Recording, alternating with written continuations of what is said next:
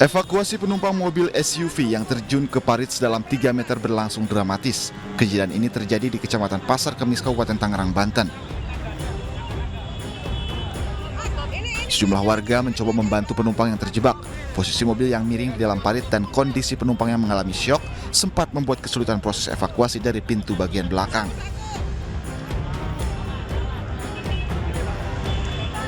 Setelah 15 menit kemudian, 7 penumpang yang merupakan satu keluarga berhasil dievakuasi. Para korban yang alami luka ringan lalu dibawa ke klinik terdekat. Menurut keterangan saksi, mobil yang dikemudikan ini awalnya melaju dari kawasan Regensi 2 menuju Kota Bumi, Kabupaten Tangerang dengan kecepatan cukup tinggi. Pengemudi yang diduga mengantuk membuat mobil hilang kendali hingga akhirnya terjun ke dalam parit 3 meter setelah sebelumnya menabrak trotoar jalan. Ini sih mobil dari arah sana itu katanya udah oleng, jadi katanya itu orangnya ngantuk dari sana sampai sini itu udah parah mungkin, makanya sampai ngebuang ke kali.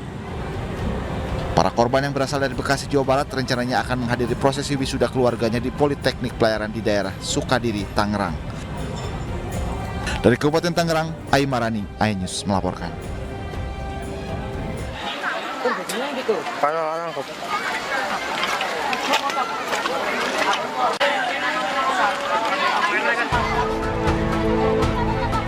Kobaran api beserta kepulan asap begitu cepat meludas barang bekas yang juga dijadikan sebagai tempat tinggal di Jalan Subur di Kecamatan Kebayoran Lama, Jakarta.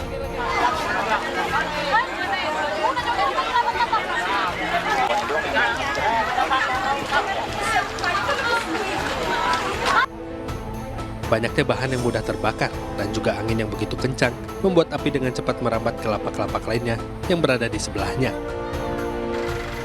Petugas suku dinas penanggulangan kebakaran dan penyelamatan wilayah Jakarta Selatan yang berada di lokasi sempat kesulitan lantaran api sangat cepat merambat. Diduga api pertama kali muncul dari korsleting listrik pada salah satu lapak. Ini lapak pemulung. Ada berapa bangunan? Penduduknya kita nggak. Seberapa luas sih bang? Ini bang? Ini luasnya berapa ini? Ya mungkin 500 meteran lah. 500 meteran. Ini nggak satu lapak aja. Jadi lapak itu pun kena gitu. Jadi ada 2 lapak. Jadi kronologinya di sana ada korsleting gitu? Ya, awalnya dari sini. Awalnya lapak sini gitu kan. Korsleting di situ gitu. Habis itu kebakaran satu lapak. Merembet lah ke sana. Merembet ke yang lainnya. Bang. Tak ada korban luka maupun jiwa dalam peristiwa kebakaran ini. Setelah menerjunkan belasan unit mobil pemadam beserta puluhan personil, api berhasil dipadamkan 2 jam kemudian. Dari Jakarta, Rizky Falufi, iNews melaporkan.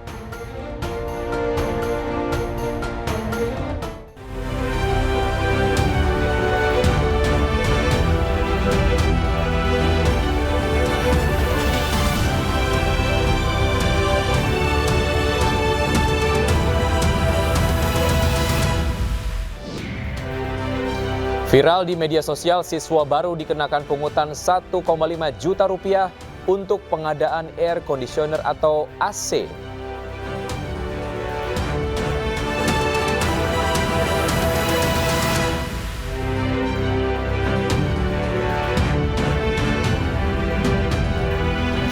Halo, selamat siang pemirsa, apa kabar Anda hari ini? Senang sekali saya Wiki Adrian kembali hadir menemani Anda dalam iNews Siang. Selain 3 berita utama tadi, iNews Siang juga akan menyuguhkan beragam informasi penting lainnya. iNews Siang ini kami awali dari sebuah toko emas di Kabupaten Bangka Selatan digasak perampok menggunakan sepeda motor. Pemilik dan warga sekitar tidak berani melawan lantaran pelaku menodongkan senjata api dalam melancarkan aksinya.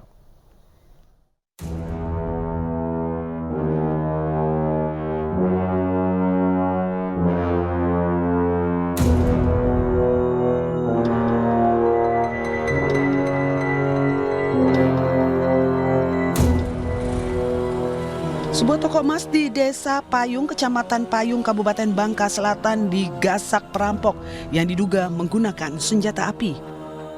Aksi nekat perampok ini terjadi di tengah hari sekitar pukul 12 siang. Aksi ini terekam CCTV pemilik toko. Pelaku yang menggunakan jaket dan helm tiba-tiba turun dari sepeda motor yang dibonceng teman pelaku dan langsung memecahkan kaca estalase toko emas dengan menggunakan palu. Korban dan warga tidak berani melawan saat pelaku mengambil perhiasan emas lantaran ditodong menggunakan senjata api. Korban mengalami kerugian puluhan juta rupiah dan hingga saat ini masih trauma. Tim gabungan Polres Bangka Selatan dan Polsek Payung telah melakukan olah tempat kejadian perkara dan terus menyelidiki kasus perampokan di toko emas ini. Iyalah, maka masyarakat ini ya dia lihat ada beton nggak berani lah dia. Nah itu waktu kesini pakai motor, Motor emek, motor itu. Kalau orangnya pakai jaket, dia pakai helm itu kan nggak kelihatan wajahnya, karena kacanya gelap ini. apa bos yang diambil bos? Kelihatan cincin semua dia. Dari mana datang, kemana pergi, tetap kita akan kumpulkan semua. Sementara masih bekerja, anggota masih bekerja. Untuk korban tetap akan kita minta lebih detail ya. Untuk kejadian tersebut ya kita harapkan ada petunjuk tambahan juga. Tim kepolisian terus memburu komplotan bersenjata api di toko emas di Bangka Selatan, Kepulauan Bangka Belitung, dan tim kepolisian telah mengantongi ciri-ciri kedua pelaku. Dan untuk mengetahui informasi terkini terkait seorang pria di Pamekasan, Jawa Timur meninggal dunia dianiaya sepupunya sendiri dengan menggunakan senjata tajam, sudah bergabung dengan kami AKP Doni Setiawan, Kasat Reskrim Polres Pamekasan melalui Zoom. Selamat siang Pak Doni. Selamat siang Mas. Baik, Pak Doni terima kasih sudah bergabung bersama kami di iNews Siang. Pak Doni, apa benar tindak pidana penganiayaan yang mengakibatkan meninggal dunia satu korban tersebut terjadi di wilayah Anda? Ya, melihat memang kejadian tidak berguna tersebut ada di wilayah kami, di wilayah Pamekasan. Baik, Pak Doni, apakah terkonfirmasi penyebab perkelahian pelaku dengan korban ini dipicu motif asmara atau sebetulnya ada motif lain, Pak Doni? Ini tadi benar, memang dari hasil penyidikan terhadap si tersangka, yang mana memang tersangka ini sakit hati atau dendam lama. Dipicu permasalahannya si korban berselingkuh dengan istrinya. Oke, sehingga kemudian aksi perkelahian tersebut menjadi puncak kemarahan dari pelaku terhadap korban yang sudah berselingkuh dengan istrinya, begitu ya? Betul. Baik. Lalu apa benar Pak Doni pelaku sudah menyerahkan diri saat ini atau dari kepolisian sempat kemudian mencari pelaku karena mungkin sempat melarikan diri atau seperti apa? Jadi dari pelaku setelah melakukan perbuatan itu, perbuatan penganiayaan itu, pelaku mendatangi tokoh setempat untuk menyerahkan diri, yang mana setelah ada di tokoh setempat tersebut, tokoh setempat menghubungi kami, menginformasikan adanya kejadian tersebut, dan kami langsung mendatangi di toko dimaksud, di mana tersangka sudah ada di sana, ikut membawa dengan barang bukti. Baik. Berupa sebuah celurit. Ya, Pak Doni, jika kita kemudian lihat dari visual yang ada di studio, apakah memang terjadi duel antara pelaku dan juga korban? Dan sebelum terjadinya duel, apakah kemudian ada semacam komunikasi untuk menyelesaikan secara kekeluargaan atau seperti apa menurut keterangan yang kemudian berhasil dihimpun oleh polisi?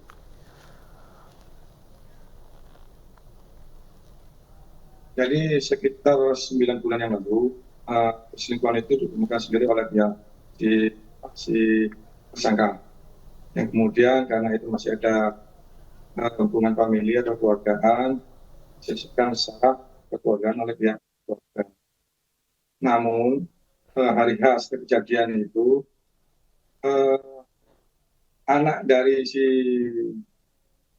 tersangka ini menanyakan tentang ibunya.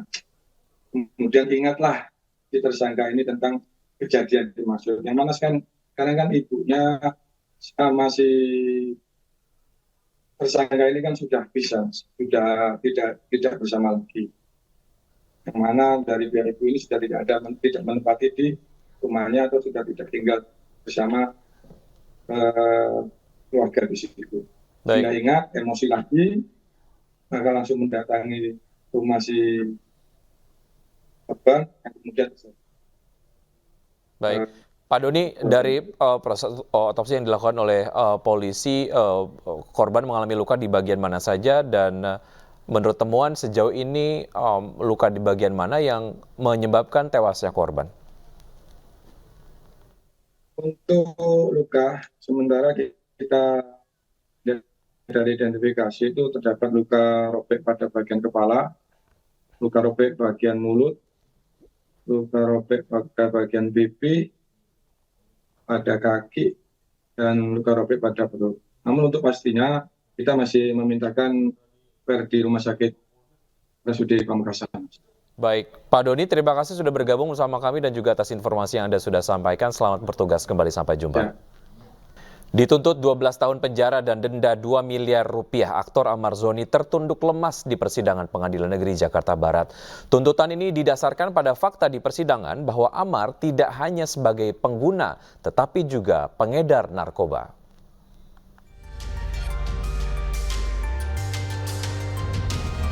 Aktor sekaligus terdakwa kasus penyalahgunaan narkotika Amar Zoni dituntut 12 tahun penjara dan denda 2 miliar rupiah oleh jaksa penuntut umum dalam sidang yang digelar di Pengadilan Negeri Jakarta Barat.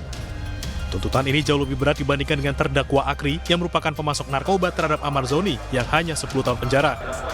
Jaksa menilai Amar tidak kooperatif selama persidangan. Selain itu, Amar juga tidak mengakui dirinya telah memberikan modal 50 juta rupiah kepada terdakwa Akri untuk pembelian sabu yang dijual kembali. Fakta persidangan juga menyebut Amar menerima sejumlah uang hasil penjualan sabu dari Akri dalam bukti percakapan. Pertama kita terkejut deh. Barang buktinya kan cuma 2,5 gram sabu, 0,5 ganja. Nah, tuntutannya seperti bandar besar. Jadi ada sedikit aneh. Pertimbangannya yang pertama, dia kan sebagai pemberi modal dalam bisnis jual beli narkotika antara Muhammad Amar Akbar alias Amar Zoni dengan saksi Akri Hohakai. Kami ulangi, Akri Hohakai. Dia sebagai pemberi modal di situ. Jadi terhadap Amar Zoni termasuk kategori pecandu yang juga terlibat dalam peredaran gelap narkotika. Sebelumnya Amar Zoni ditangkap polisi pada Desember 2023 dengan barang bukti ganja, sabu, dan obat keras jenis Seksimer. Ini ketiga kalinya Amar berurusan dengan polisi gara-gara narkotika. Sidang akan dilanjutkan pada pekan depan dengan agenda pembacaan pledoi. Dari Jakarta, Miftahul Gani, iNews melaporkan.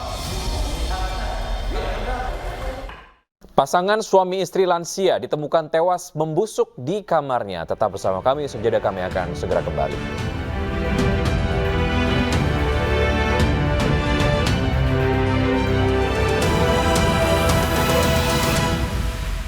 Pemirsa, untuk mengetahui informasi terkini terkait pasangan suami istri lansia yang ditemukan tewas membusuk di kamarnya di Jonggol, Kabupaten Bogor, Jawa Barat, sudah ada Bapak Jonathan selaku pengurus RT di lingkungan ditemukannya Pak Sutri yang tewas tersebut. Selamat siang Pak Jonathan. Selamat siang Mas Vicky. Baik, terima kasih Pak Jonathan sudah bergabung pada kesempatan kali ini di iNews Siang. Pak Jonathan, mungkin Anda bisa sampaikan kedua almarhum ini kesehariannya seperti apa dan apakah mereka memang tinggal hanya berdua saja, tidak ada putra ataupun putri ataupun asisten rumah tangga yang menemani? Ya baik, jadi memang betul bahwa kedua almarhum ini tinggal sendiri ya, tanpa didampingi oleh anak maupun asisten rumah tangga. Dan kondisi dari almarhum Oma Rita atau Mas Soa itu memang bisa dibilang ada keterbatasan lah ya dari segi fisik, karena setahu saya kalau di narasi yang beredar kalau Oma ini, almarhum Oma itu menderita penyakit stroke. Tapi sepengetahuan saya, karena ini pengakuan dari beliau langsung pada saat itu kita berbincang-bincang, kalau beliau itu mengidap Parkinson, jadi mengakibatkan bagian bawah tubuhnya itu sudah tidak bisa bergerak, jadi hanya bisa bergeser dengan bantuan tangan gitu, kira-kira Mas. Artinya memang dalam kesehariannya Pak Sutri lansia ini mengurusi diri mereka sendiri begitu ya, saling merawat satu sama lain walaupun memang keduanya ada keterbatasan begitu karena kondisi yang memang sudah lanjut usia begitu ya. Betul. Oke. Dan almarhum Opa Hans juga itu kondisinya juga lututnya dari beliau itu sudah terganggu ya. Juga pernah ngobrol langsung sama saya kalau ditekuk sedikit aja tuh langsung sakitnya minta ampun. Jadi kalau berjalan pun, jadi yang bisa keluar masuk rumah itu kan yang bisa hanya Opa Hans. Tapi kondisinya pun itu tertatih-tatih lah ya Mas ya. Jadi dengan bantuan tongkat juga. Dan kalau bisa saya gambarkan jarak dari lokasi kediaman beliau sampai security yang ada di depan itu hanya kira-kira 300-400 meter, itu bisa ditempuh kira-kira sekitar 30 atau 45 menit, Mas. Baik. Jadi kebayang lah gimana ininya ya, speednya. Betul. Pak Jonathan, pada saat kemudian lansia menderita sakit begitu dari awal hingga kemudian ditemukan tewas, apakah memang tidak ada anak dari pasangan lansia ini yang menjenguk kondisi korban seperti apa begitu? Sama sekali tidak ada, ataukah mereka memang sempat tinggal di rumah tersebut tapi kemudian mereka sudah pindah keluar kota atau seperti apa Pak Jonathan? Jadi pengetahuan saya, karena saya juga menempati lingkungan ini sekitar tahun 2017, dan Opa dan Oma itu kalau tidak salah di akhir 2017 atau 2018 ya. Jadi waktu itu memang menurut penuturan beliau rumah ini kan udah udah direnovasi lah ya, ditambahkan bangunan sedikit. Sebenarnya disiapkan untuk cucu dari beliau juga. Tapi terakhir memang saya tidak melihat ada pendampingan gitu ya dari anak ataupun keluarga lainnya maupun asisten rumah tangga. Oke, terakhir dari warga ataupun Anda sendiri melihat putra ataupun putri korban kapan? Atau sudah lama sekali tidak pernah melihat? Kalau saya pribadi tidak pernah bertemu sama sekali sampai adanya kejadian ini. Baik, apa yang kemudian membuat tetangga curiga dan lalu melakukan pendobrakan pintu? Apakah memang sudah tidak terlihat dalam beberapa hari sehingga mereka kemudian bertanya-tanya lagi tuh kemana Opa dan juga Oma begitu? Atau ada hal lain yang memicu warga untuk melakukan pendobrakan rumah mereka? Jadi begini Mas, kronologinya itu adalah terakhir terlihat Opa ini berjalan keluar itu sekitar tanggal 8 Juli. Itu hari Senin ya. Hari Senin, kemudian itu ada Selasa, Rabu tidak terlihat. Kemudian di hari Kamis malam kita mendapatkan informasi dari security, ada laporan dari warga bahwa Opa sudah beberapa hari tidak terlihat. Nah makanya Jumat siang itu kita instruksikan kepada security untuk segera melakukan pengecekan ke rumah beliau. Dan setelah diketuk tidak ada jawaban, tapi kita masih masih positive thinking ya Mas ya. Kita nggak tahu apakah ada keluarga ataupun anak beliau yang menjemput tapi tidak menginformasikan kepada kita gitu kan. Baik. Nah kemudian karena tidak ada informasi tambahan atau update, di sekitar pukul 20.30 itu malam ya, Jumat malam, saya beserta Pak RT dan ada warga lain yang kebetulan setiap bulan itu rutin mengantarkan keluarga Opa dan Oma ini untuk kontrol kesehatan dan juga mengambil dana pensiun. Baik. Kita berempat melakukan pengecekan, kita gedor tidak ada jawaban, kita sampai manjat juga, kita ada beberapa kita gunakan kursi yang ada di teras ya sebagai pijakan yang lebih tinggi, kita intip ke dalam juga. Tidak ada tidak ada terlihat apa-apa, dan kita sudah curiga, makanya kita mencoba mencari bau atau aroma yang mencurigakan gitu ya. Tapi tidak tercium sama sekali Mas, tidak tercium sama sekali, sehingga kita putuskan waktu itu saya diskusi dengan Pak RT, ya udah kita malam ini kita coba kontak semua keluarganya, kalau tidak ada update informasi sampai besok pagi kita akan lakukan pembukaan dan kita sekaligus minta izin gitu. Dan akhirnya itu terhubung ke salah satu keluarga, yaitu adik dari almarhum Opa Hans. Nah, sekaligus di situ kita minta izin, Pak Alan, kita minta izin, kita mau lakukan pembongkaran kalau sampai besok tidak ada informasi mengenai keberadaan Opa dan Oma. Baik. Nah, keesokan paginya, security mengecek ke sini. Kebetulan saya ada kegiatan lain, Pak RT juga ada kegiatan lain, tapi didampingi oleh pengurus lain, mengecek sudah tercium ada aroma yang cukup menyengat.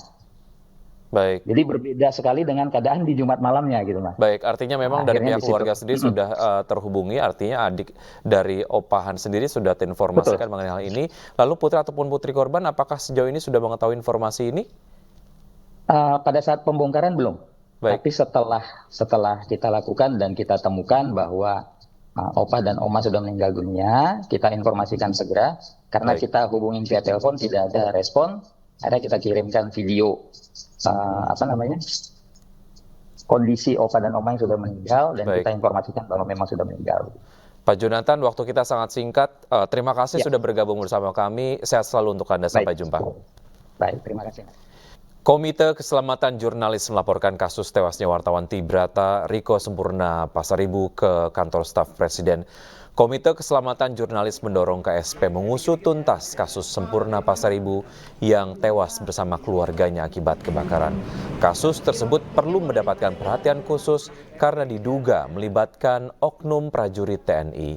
Dugaan tersebut mencuat lantaran almarhum Riko Sempurna Pasaribu tewas tak lama setelah dirinya menulis berita terkait praktek judi online. Pihaknya mempertanyakan mengapa anggota TNI tersebut tidak dipanggil dalam penyidikan oleh Polda Sumatera Utara. Bukti yang ditemukan Komite Keselamatan Jurnalis menunjukkan keterlibatan oknum anggota TNI dan telah diserahkan ke KSP. Kami membawa kasus ini ke KSP karena kami ingin KSP mengawal proses penyidikan ini dengan baik gitu ya, karena kami merasa ada indikasi mungkin kasusnya bisa masuk angin ini kalau tidak dikawal oleh dari Jakarta. Kira-kira itu hasil tadi kami bertemu dengan tim dari Deputi 4 dan Deputi 5 KSP. Tanggapan dari KSP masuk angin itu gimana, Pak? Ya, masuk anginnya begini. Jadi almarhum Riko Sempurna ini kan beberapa di akhir Juni itu dia menulis tentang praktek judi. Pemirsa, relawan perempuan dan anak RPA Partai Perindo kembali memberikan pendampingan hukum kepada masyarakat yang membutuhkan. Kali ini organisasi Sayap Partai Perindo ini memberikan pendampingan hukum kepada korban eksekusi rumah yang terjadi di Puri Kembangan, Jakarta Barat.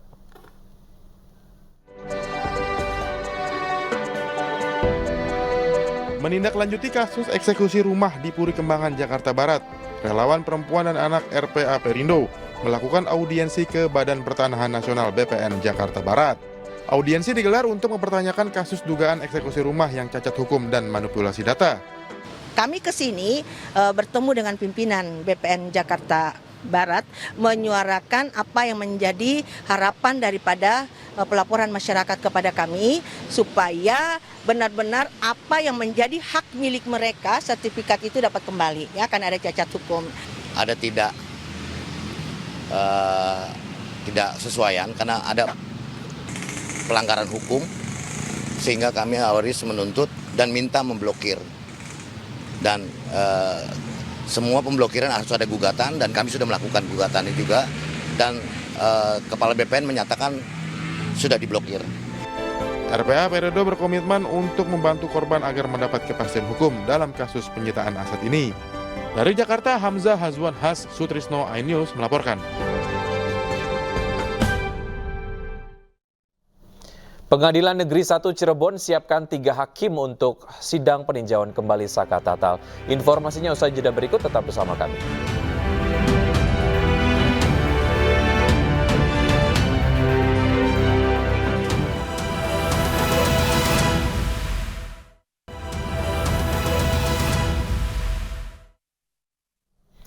Terima kasih Anda masih bergabung bersama kami. Pemirsa, keluarga terpidana kasus Vina didampingi tim kuasa hukum melaporkan Ibtu Rudiana ke Barreskrim Polri. Pelaporan terkait dugaan penganiayaan yang dialami terpidana pada 2016 silam.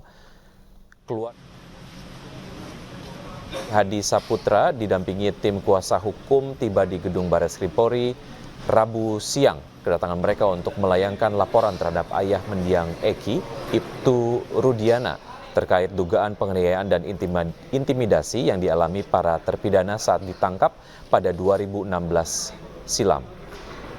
Pihaknya menduga penganiayaan atau penyiksaan terjadi saat proses pemeriksaan para terpidana agar mereka mengaku sebagai pelaku pembunuhan Vina dan Eki. Faktanya bahwa terjadi penekanan, penganiayaan, dan ini yang kita akan buktikan. Kita laporkan ini hari ini, kan gitu kan? Terjadi penganiayaan, bahkan ini terjadi kepala itu dipukul sampai nempel di benda, bahkan ditusuk dari belakang. Yang atas yang mereka mereka tidak pernah lakukan, tapi karena tidak tahan siksaan mereka lakukan apa? Akhirnya mengaku, kan gitu kan? Kenapa kami laporkan? Karena kami yakini para klien kami kan tidak bersalah. Ini supaya menjadi novum. Kira-kira jalan ceritanya begitu. Dari kesaksian teman-temannya itu yang bersama-sama waktu malam itu bareng sama anak saya. Gitu. Terus kesaksian dari warga tetangga terdekat kita yang mengatakan bahwa anak saya itu ada di rumah anaknya Pak Pasran itu. Udah, anak kesaksian segitu yang berarti kami sampaikan. Anak Bapak nggak ada di tempat di lokasi saat pembunuhan Vina Cirebon itu? Tidak ada. Pengadilan Negeri 1 Cirebon telah menyiapkan 3 hakim untuk sidang peninjauan kembali Saka Tatal 24 Juli mendatang. Tim kuasa hukum Saka Tatal telah menyiapkan saksi dan bukti baru untuk menghadapi sidang tersebut.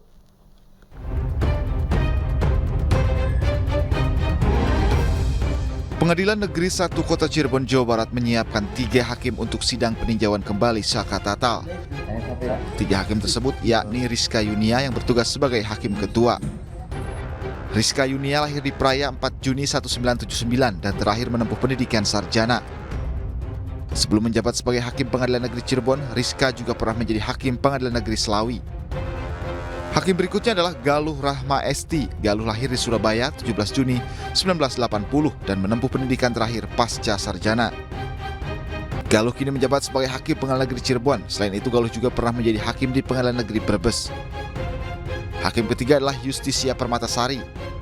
Justisia lahir di Jakarta 25 April 1980 dan menempuh pendidikan terakhir sarjana. Sebelum menjadi hakim Pengadilan Negeri Cirebon, Justisia pernah menjadi hakim di Pengadilan Negeri Salatiga. Selain 3 hakim, PN1 Kota Cirebon juga menyiapkan 1 jaksa, Asep Sunarsa. Sidang peninjauan kembali Saka Tatal akan digelar pada 24 Juli mendatang.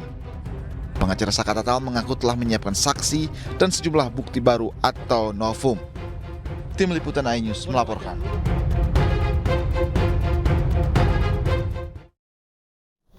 Rizka Yunia ditunjuk menjadi Ketua Majelis Hakim di sidang peninjauan kembali atau PK Saka Tatal. Hakim kelahiran tahun 1979 itu memiliki harta lebih dari 1 miliar rupiah.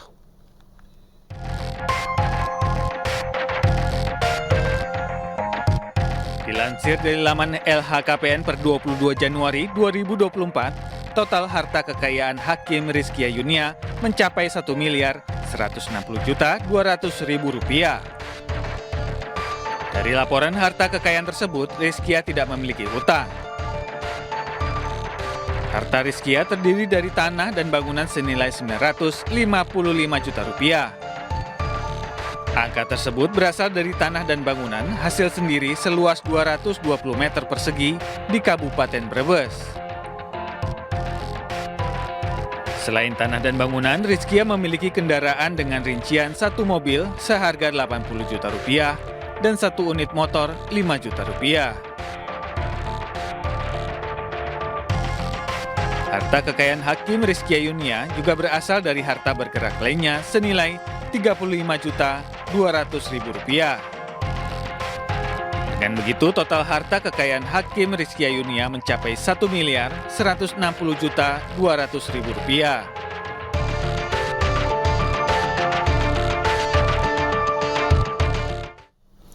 Para terpidana kasus Vina Cirebon terus melawan dengan menyiapkan sejumlah bukti baru atau novum.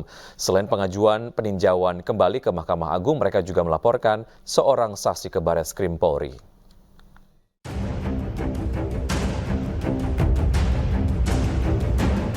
Enam dari 7 terpidana kasus pembunuhan Vina dan Eki berencana mengajukan peninjauan kembali ke Mahkamah Agung. Mereka menyiapkan bukti baru atau novum yang menunjukkan para terpidana tidak bersalah dalam kasus ini. Selain itu, rencananya kuasa hukum para terpidana akan kembali melaporkan seorang saksi ke Barreskrim Polri. Memang hari ini kami dijadwalkan untuk bertemu dengan para terpidana, ya melakukan kunjungan.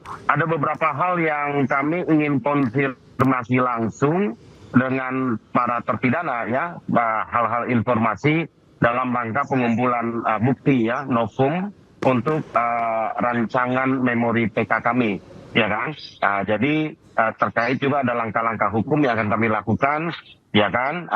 Terutama besok rencana memang kami akan kembali ke Barreskrim, kira-kira untuk melakukan langkah hukum lanjutan, ya, terhadap melaporkan seseorang lah, ya, melaporkan seseorang yang terkait dengan peristiwa 2016 yang lalu, ya. Klien kami sudah memberikan kuasa kepada kami untuk melaporkan ini, untuk kita buktikan, kita uji bahwa apakah keterangan mereka tahun 2016 yang membuat mereka sekarang menjadi terpidana seumur hidup itu benar apa tidak, gitu. Itu kira-kira begitu, Mas. Dalam kasus Vina Cirebon, hakim menjatuhkan vonis penjara seumur hidup kepada 7 terpidana, yaitu Jaya, Supriyanto, Eka Sandi, Hadi Saputro, Eko Ramadhani, Sudirman, dan Rivaldi Aditya Wardana. Sementara 1 terpidana lainnya, Saka Tatal, divonis 8 tahun penjara karena masih di bawah umur. Tim Liputan iNews melaporkan. Pemirsa, dalam program Rakyat Bersuara, Ketua Umum Peradi Oto Hasibuan membeberkan beberapa bukti yang ia miliki. Oto menyebutkan secara eksklusif bahwa bukti yang ia punya bisa menyangkal bahwa tewasnya Eki dan Vina akibat dianiaya ke-7 terpidana.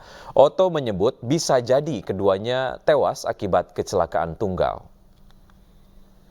Kita tunjukkan visual yang kemudian nanti, nah ini apa ini Pak Oto? Baik, jadi saya katakan dari awal belum pernah diungkap. Saya sendiri terus terang aja kan seperti Henry juga, tim saya memang sudah mendalami kasus ini, tapi saya sendiri juga baru tadi mulai membaca-baca, dan barusan ada tim dari saya itu mengirimkan gambar ini kepada barusan saya. Barusan saya dikirim ini. Eksklusif kan? Ini.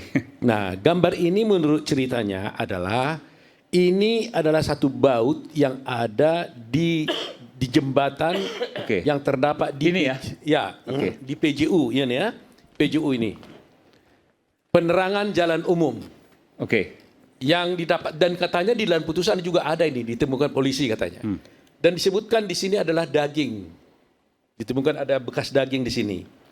Ini saya harus konfirmasi sekali lagi, ya. Tapi itu keterangannya. Nah, artinya kalau itu adalah daging, itu berarti peristiwa kecelakaan akan mungkin terjadi di sana. Mungkin saya katakan. Ini di jembatan, ya? Jembatan. Kalau mayat itu dibawa dari tempat pembunuhan, diletakkan di jembatan, maka tidak akan mungkin ada barang ini. Ya kan? Kalau mayat dibawa dari tempat lain, diletakkan di jembatan, otomatis nggak ada barang ini.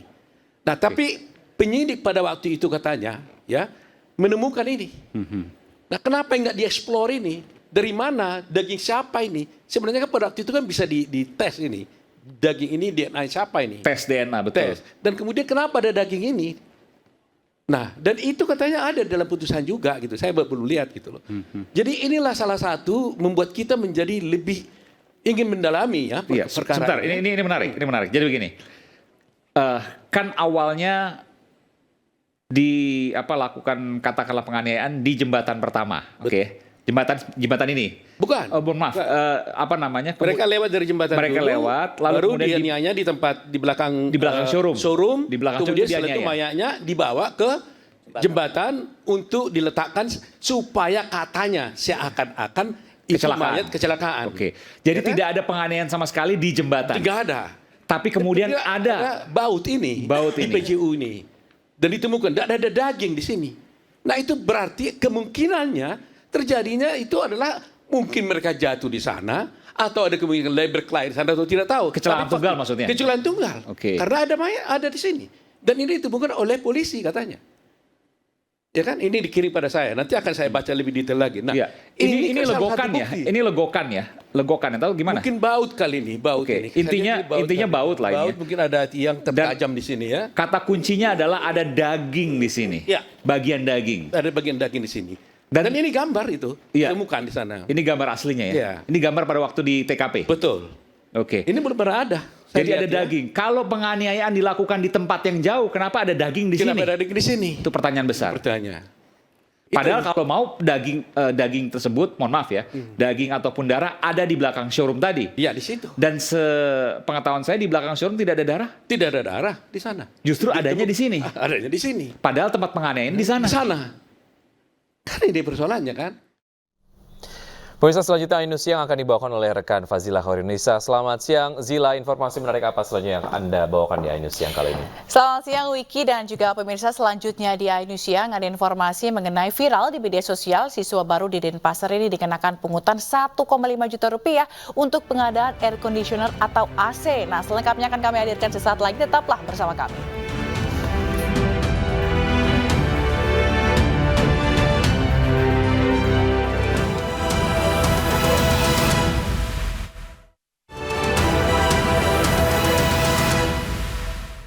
Pemirsa, minyak kemasan bersubsidi pemerintah di Purwakarta, Jawa Barat langka. Tak hanya langka, harga minyak kini mencapai Rp17.000 per liter.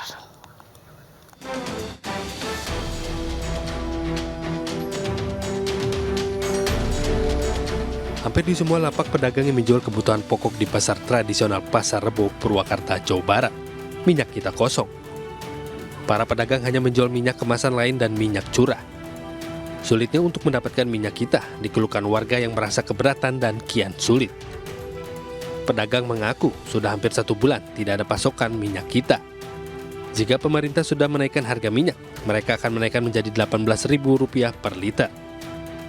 Dengan langkanya minyak kita, banyak pembeli beralih ke minyak curah. Namun minyak curah juga ikutan naik, yakni yang semula Rp17.000 kini naik menjadi Rp18.000 per liter. Sekarang minyak kita susah di pasaran. Oh, nggak ada pasokan. Sejak kapan, Pak? Nggak ada sebulan mah. Oh, jelang kenaikan. Ada kenaikan. Katanya ada kenaikan. Bandrolnya diganti.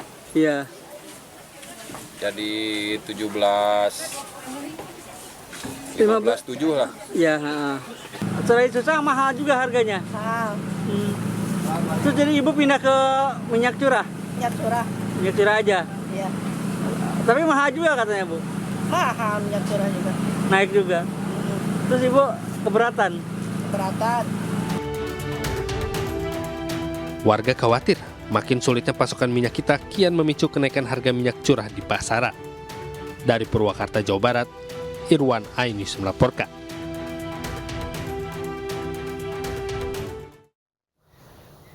Stok minyak goreng subsidi di sejumlah pasaran kini mulai langka dan mahal. Untuk mengetahui harga di Pasar Johar Baru, Jakarta, sudah ada rekan kami Syahreza Zanski dan berikut laporannya. Pemirsa, kenaikan harga minyak goreng bersubsidi belakangan menjadi sorotan publik. Bahkan, kenaikan ini bisa memicu hingga langka dan juga menjadi mahal. Dan saat ini saya sedang berada di Pasar Johar Baru di Jakarta, di mana saya akan menunjukkan pada Anda bahwa beberapa masih ada yang menjual minyak kita, namun dengan varian yang sangat berbeda. Dan ini adalah salah satu sampel minyak kita berukuran 750 ml yang dibanderol senilai Rp16.000 per liternya. Lalu ada juga minyak kita dengan isian 2 liter yang dibanderol dengan harga Rp32.000. Artinya dari kedua minyak ini, khususnya yang di botolan yang 750 ml ini dibanderol seperti harga minyak 1 liter di mana ini melebihi harga eceran tertinggi yakni Rp14.000 per liter. Dan kenaikan ini sudah dipicu 2 hari yang lalu, khususnya pasca diumumkannya oleh pemerintah soal akan menaikkan harga eceran tertinggi dari Rp14.000 menjadi Rp15.700. Namun terlepas dari kenaikan harga minyak dan kelangkaan minyak, ini warga dan juga pedagang di Pasar Johar Baru berharap agar pemerintah bisa menyesuaikan harga dan juga stok, khususnya minyak goreng bersubsidi, agar mereka tidak sengsara untuk memenuhi kebutuhan mereka. Dari Jakarta, Syahreza Zanski, Novan Dwi Kusuma, iNews melaporkan. Pemirsa, SMA Negeri 6 Denpasar sempat viral di media sosial setelah beredar surat edaran bahwa siswa baru dikenakan pungutan uang sebesar Rp1,5 juta untuk pengadaan air conditioner atau AC. Belakangan pihak sekolah membatalkan rencana tersebut meskipun sudah terlanjur diviralkan. Surat edaran untuk orang tua siswa baru yang dikenai pungutan biaya pengadaan AC sebesar Rp1,5 juta di SMA Negeri 6 Denpasar viral di media sosial. Banyak pengguna medsos pun mempertanyakan hal tersebut. Kepala Sekolah SMA Negeri 6 Denpasar, Iketut Suwendi, menjelaskan rencana pengadaan AC telah disepakati dalam rapat komite orang tua siswa baru pada 11 Juli lalu. 179 orang tua siswa yang hadir dari 282 yang diundang telah menyetujui rencana pengadaan AC untuk 22 ruangan dari total 28 ruangan yang ada. Beruntung, pasca viralnya surat edaran tersebut, pihak sekolah akhirnya membatalkan rencana pembayaran AC tersebut. Pihak sekolah pun mengklarifikasi kepada inspektorat dan memenuhi panggilan Dinas Pendidikan dan Olahraga Provinsi Bali. Keputusan rapat komite, intern komite, kita sepakat untuk mencabut daripada kesepakatan yang awal pengadaan AC itu.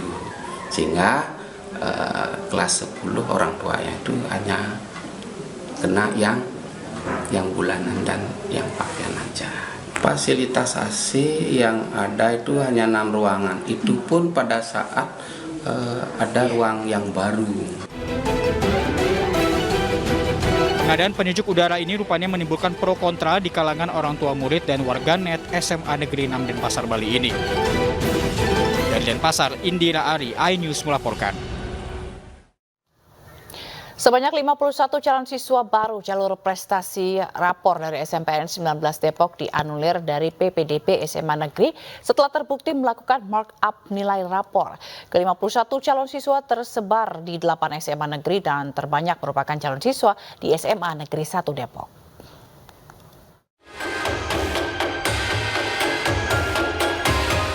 Carut-marut PPDB di Jawa Barat masih menyisakan masalah meski telah memasuki tahun ajaran baru. Sebanyak 51 siswa lulusan SMP Negeri 19 Kota Depok dibatalkan dari PPDB jalur prestasi rapor dari 8 SMA Negeri. Dari 51 siswa yang dianulir, 21 diantaranya merupakan siswa baru SMA Negeri 1 Depok, 5 siswa SMA Negeri 3 Depok, dan sisanya tersebar di SMA 2, SMA 4, SMA 5, SMA 6, SMA 12, dan SMA 14. Keputusan pembatalan 51 calon siswa baru itu diambil oleh Dinas Pendidikan Jawa Barat dan Kemendikbudristek setelah menemukan kecurangan markup nilai rapor oleh guru SMP Negeri 19. Praktik cuci rapor itu diketahui Disdik Jabar atas temuan Ombudsman RI terkait anomali data rapor calon siswa dari SMP Negeri 19, yaitu nilai di buku rapor yang ternyata di markup 20% dari nilai asli di e-rapor Kemendikbudristek. Kepala SMP Negeri 19 Depok Nenden Evalin Agustina pun mengakui praktik kotor penggelembungan nilai rapor itu dilakukan oleh guru di sekolah yang ia pimpin. Pihak SMP Negeri 19 pun siap menerima sanksi atas kecurangan tersebut. Sudah sampai kepada Irjen kemarin, sedang berproses dan masih berproses juga. Orang tua kami Dinas Pendidikan juga sudah tahu. Dan kami memang salah dan siap dengan konsekuensinya. Sementara itu terkait 51 bangku kosong di 8 SMA negeri pasca keputusan anulir, nantinya diperuntukkan bagi siswa lain yang ada di sistem PPDB jalur prestasi rapor sesuai urutan nilai. Namun kejanggalan kembali terjadi lantaran pihak SMA Negeri 1 Kota Depok menyebut bangku kosong akan diperuntukkan bagi siswa yang belum mendapatkan sekolah. Padahal kuota yang kosong jelas-jelas merupakan kursi untuk jalur prestasi rapor. Kami hanya mengundang siswa-siswi yang tidak daftar pulang ke sekolah negeri maupun swasta. Itu memang baku aturannya Pak dari Distrik Jabar ya Pak? Untuk sampai saat ini yang saya dapatkan seperti itu. Oh, berupa edaran atau seperti apa? Itu dia kepala sekolah. Sebentar Mas ya. Sementara itu terkait nasib 51 siswa yang dianulir dari PPDB SMA Negeri, kini masuk dalam penanganan Dinas Pendidikan Kota Depok. Apakah nantinya akan dimasukkan ke sekolah swasta terdekat sesuai domisili tempat tinggal? Dari Depok, Jawa Barat, Iyung Rizky, iNews melaporkan. Sementara itu, hari ketiga masa pengenalan lingkungan sekolah diisi berbagai kegiatan unik sekolah. Seperti di Kabupaten Bekasi, Jawa Barat, MPLS dimeriahkan berbagai ekstrakurikuler.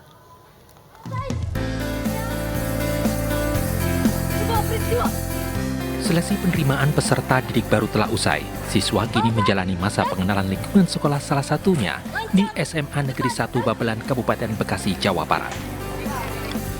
MPLS diisi berbagai kegiatan unik, mulai dari baris berbaris, pramuka, band, dan beberapa ekstrakurikuler sekolah lainnya.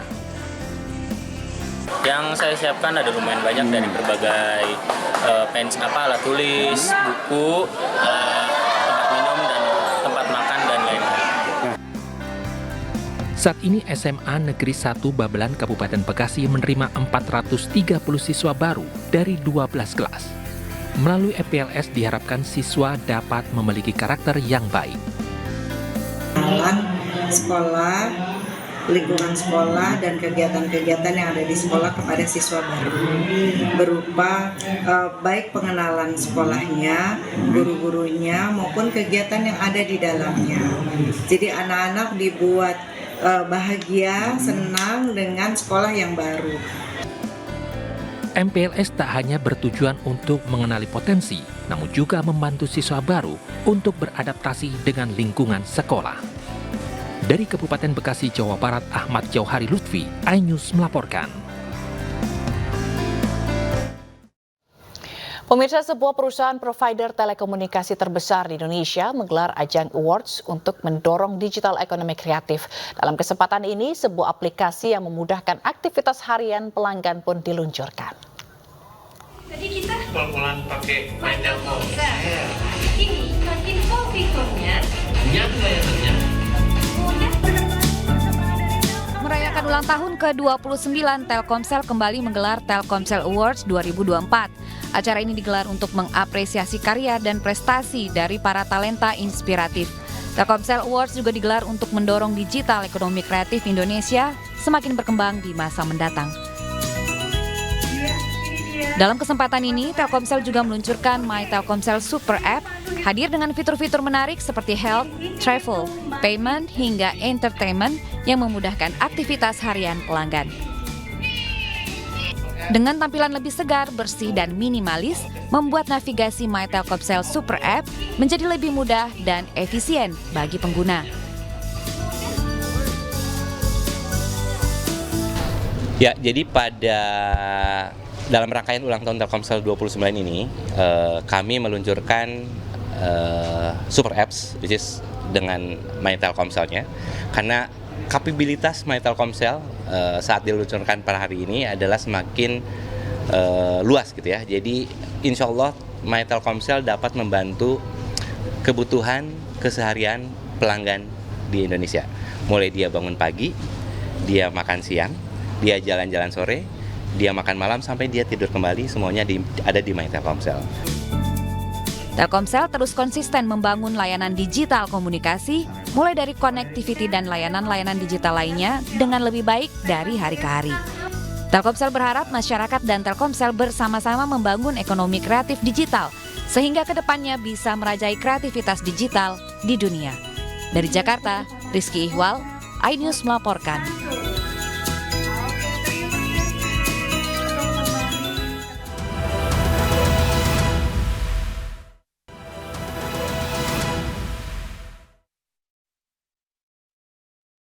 Terima kasih Anda masih bersama kami. Pemirsa, Presiden Joko Widodo mengunjungi Masjid Joko Widodo di Abu Dhabi, Uni Emirat Arab.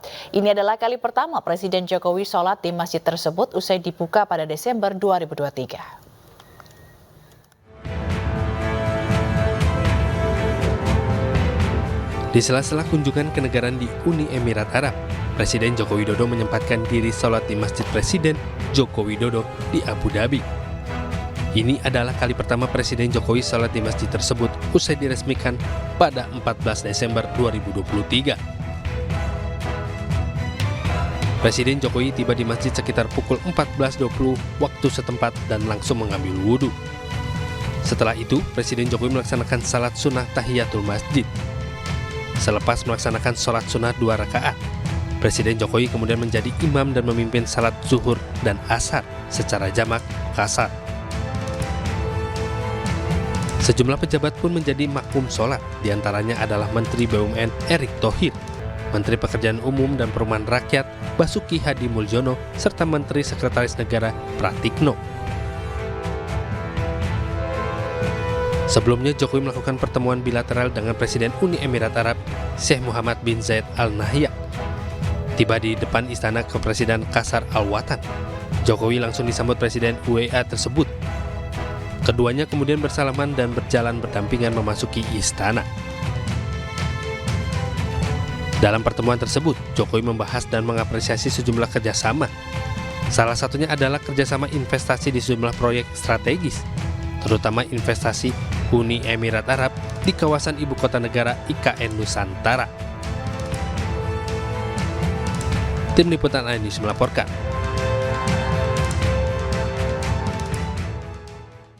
Pemirsa, usai jeda kami ajak Anda menikmati sensasi menyantap makanan di tengah akuarium ikan koi. Jangan kemana-mana, tetaplah di iNews ya.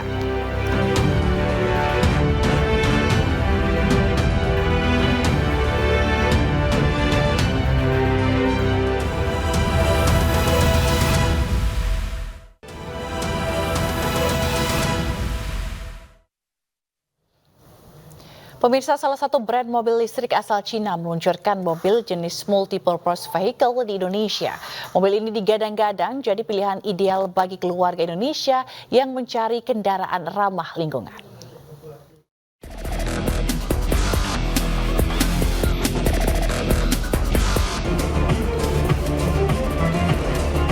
Let's give a big round of applause for the remarkable new BYD M6.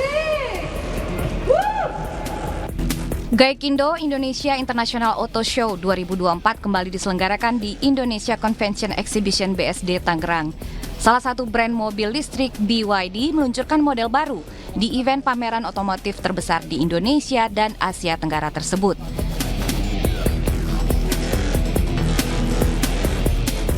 Dalam kesempatan ini, BYD memperkenalkan model MPV pertama mereka di Indonesia, yaitu BYD M6. Mobil MPV pertama BYD Indonesia ini dapat menampung hingga 7 penumpang sehingga cocok digunakan keluarga di Indonesia.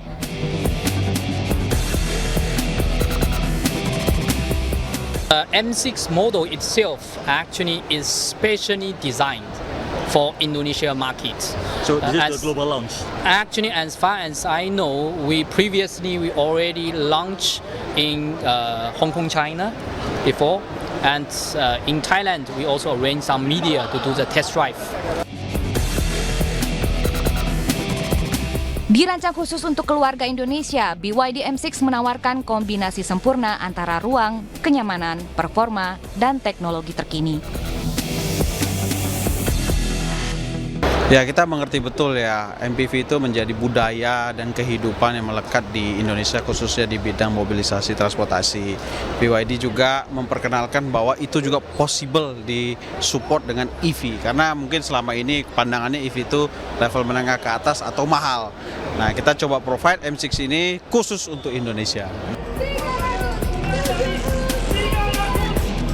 BYD Motor Indonesia mematok harga BYD M6 mulai dari Rp379 juta untuk varian standar 7-seater dan Rp419 juta untuk varian superior 7-seater.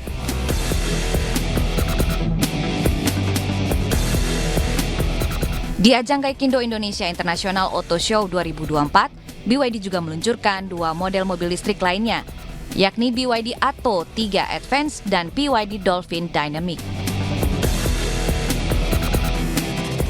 Dari Tangerang, Banten, Hamzah Azwan, Eri Nugraha, iNews melaporkan.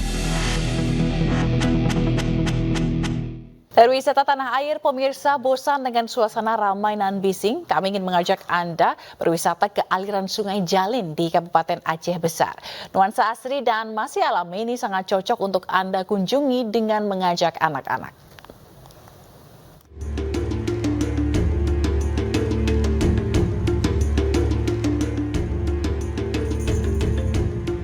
Hamparan hijaunya pepohonan dipadu dengan aliran sungai di Desa Jalin, Kecamatan Janto, Kabupaten Aceh Besar Aceh, membuat siapa saja yang berkunjung ke sini merasa damai dan tentram. Sejenak Anda akan melupakan hingar-bingar kebisingan kota. Sungai Jalin yang membelah 2 desa dikelilingi pepohonan dan aliran air yang bersih siap membuat pemandangan pengunjung terasa lebih indah. Panorama sungai dengan aliran air bersuara deras juga mampu membuat pengunjung takjub dan nyaman kala berada di sini. Meski lokasi ini belum dikelola dengan baik, namun para pengunjung mengaku tempat ini cocok untuk camping bersama kerabat dan keluarga di akhir pekan sembari bermain arung jeram dan olahraga air lainnya. Nah, pemandian sungai di sini ya kalau kita lihat dari alamnya itu masih cukup alami. Kemudian airnya pun masih cukup jernih dan untuk pemandian anak-anak ya cukup cocok dan bagus di sini. Tempatnya bagus, cocok untuk wisata keluarga, misalnya kayak family catering atau ada kayak wisata-wisata misalnya kayak mau family time kayak itu kan bagus di sini. Bisa masak-masak, terus tempatnya asri, bisa sekalian mandi-mandi juga. Pemandu wisata Sungai Jalin menyebut tempat ini ramai didatangi pengunjung saat libur dan akhir pekan, sekedar santai hingga mencoba sensasi olahraga arung jeram. Selain jeramnya juga aman, alamnya juga indah. Banyak satwa-satwa yang masih banyak di sepanjang sungai, seperti berang-berang, burung, dan sebagainya. Jarak tempuh yang 1 jam 15 menit. Semuanya aman untuk keluarga. Untuk sampai ke lokasi wisata Sungai Jalin, pengunjung harus menempuh perjalanan selama 60 menit dari pusat ibu kota Banda Aceh.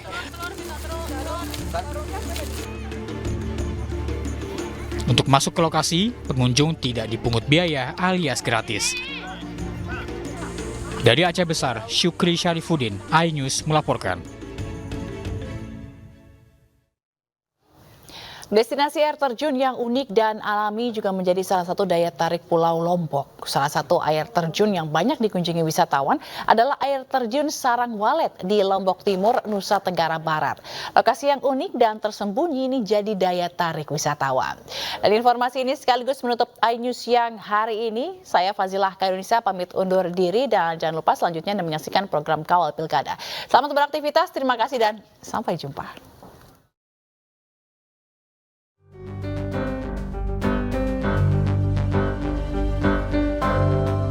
Air terjun Sarang Walet terletak di Desa Wisata Kembang Kuning, Kecamatan Sikor, Lombok Timur, Nusa Tenggara Barat. Lokasinya yang unik dan tersembunyi di belakang gua menjadi daya tarik wisatawan. Untuk menuju air terjun Sarang Walet, wisatawan harus menyusuri sungai penuh bebatuan dan melintasi jembatan bambu. Di tempat ini, wisatawan bisa menikmati keindahan alam di tengah dinginnya air terjun Sarang Walet setinggi 5 meter yang bersumber dari air Pegunungan Rinjani. Oh ya, jalan ke sini tuh untuk akses ke sini tuh lumayan sulit ya menurut saya karena banyak bebatuan terutamanya, dan buat teman-teman saya saranin kalau mau ke sini jangan pakai celana panjang, pakai celana pendek aja supaya lebih aman gitu, pakaiannya nggak kotor juga. Nah, bagi Anda yang punya agenda berlibur ke Lombok, jangan lewatkan kesempatan untuk mengunjungi air terjun Sarang Walet di Desa Wisata Kembang Kuning, Sikur, Lombok Timur. Dari Lombok Timur, Ramli Nurawang, iNews melaporkan.